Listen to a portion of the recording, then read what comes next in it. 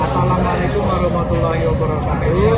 Perkenalkan, kami dari kelompok 1 ingin mempresentasikan hasil dari diskusi kami tentang materi pelajaran manajemen sumber daya manusia.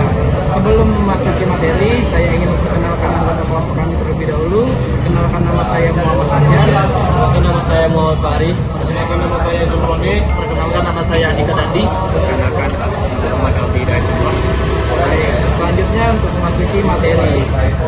Baik, yang pertama ada pemasaran. Definisi pemasaran adalah aktivitas perusahaan yang berhubungan dengan mempromosikan, menjual, dan mendistribusikan produk atau jasa kepada konsumen. Dalam MSDM, pemasaran mempengaruhi kebutuhan tenaga kerja. Karena strategi pemasaran yang kuat membutuhkan karyawan dengan kreativitas, keterampilan, komunikasi, dan kemampuan analisis pasar. Contoh di PT Unilever Indonesia, Unilever sangat bergantung pada tim pemasaran untuk menjaga citra merek produk mereka seperti Sunlight, Lifebuoy, dan Pepsodent. Divisi pemasaran Unilever sering merekrut brand manager, digital marketer, dan analisis riset pasar.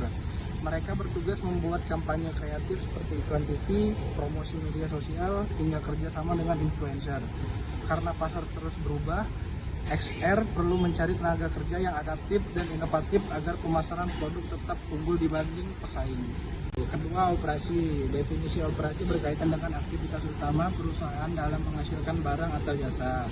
Divisi ini membutuhkan sumber daya manusia yang ahli di bidang produksi, manajemen rantai pasokan, serta pengendalian kualitas. Dari sudut pandang MSDM, HR harus memastikan karyawan di bagian operasi memiliki keterampilan teknis, disiplin kerja, serta pemahaman tentang standar kualitas.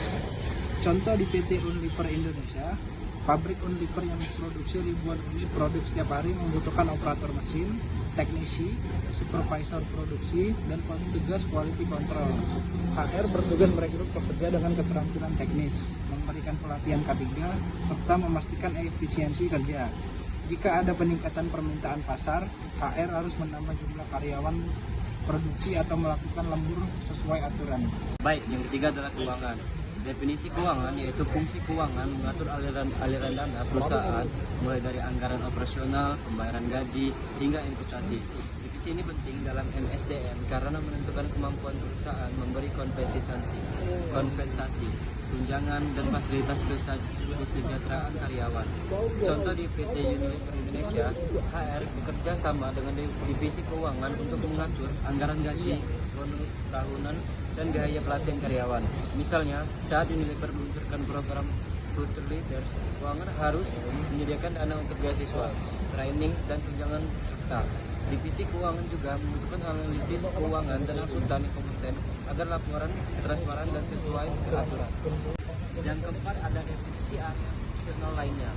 Selain pemasaran, operasi, dan keuangan, ada area fungsional lain seperti R&D, IT, atau legal. Fungsi ini memerlukan tenaga kerja dengan keahlian khusus yang menunjang keunggulan kompetitif perusahaan.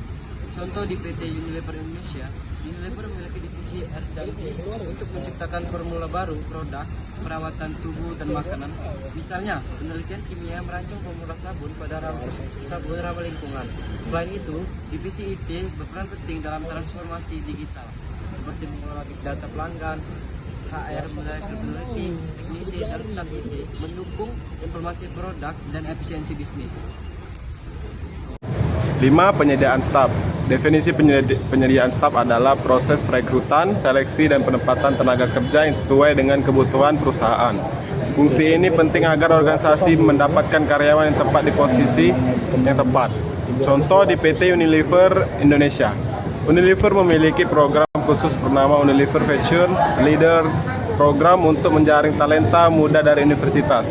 Proses seleksinya ketat, meliputi tes psikologi, case study, wawancara, hingga asesmen kepemimpinan. Setelah lolos, kandidat ditempatkan di divisi yang sesuai dengan potensi mereka. Hal ini menunjukkan bahwa HR tidak hanya mencari karyawan, tapi juga pemimpin masa depan.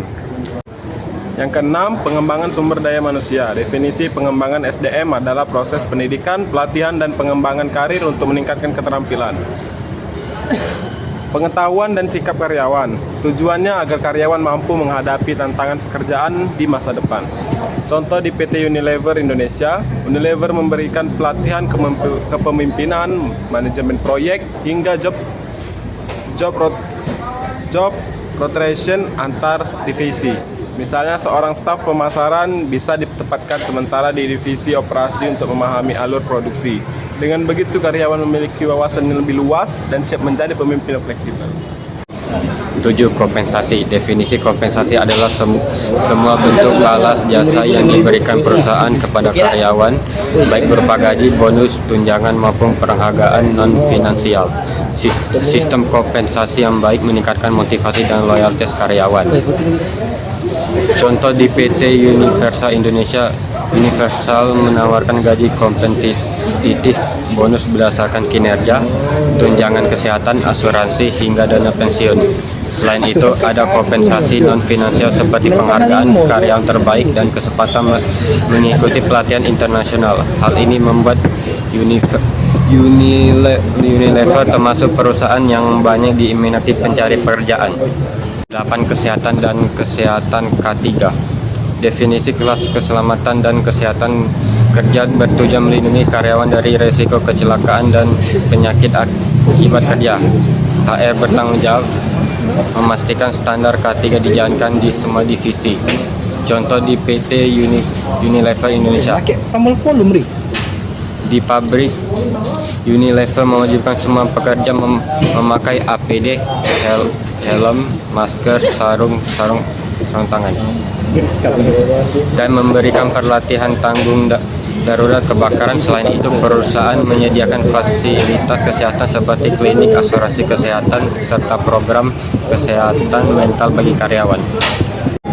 Hubungan karyawan dan perburuhan. Hubungan karyawanan mencakupi interaksi antara perusahaan, karyawan, dan serikat pekerja. Fungsinya untuk menjaga hubungan harmonis, mencegah konflik, serta memastikan hak dan kewajiban kedua belah pihak terlindungi. Contoh, di PT Unilever Indonesia, Unilever menjalin hubungan baik dengan serikat pekerja melalui perundingan perjanjian kerjasama atau PKB. HR dan serikat pekerja berdiskusi mengenai upah minimum, jam kerja, lembur, serta tunjangan kesejahteraan. Dengan hubungan yang sehat, produktivitas tetap terjaga dan konflik bisa diminimalkan. Sekian dari kami, terima kasih. Wassalamualaikum warahmatullahi wabarakatuh.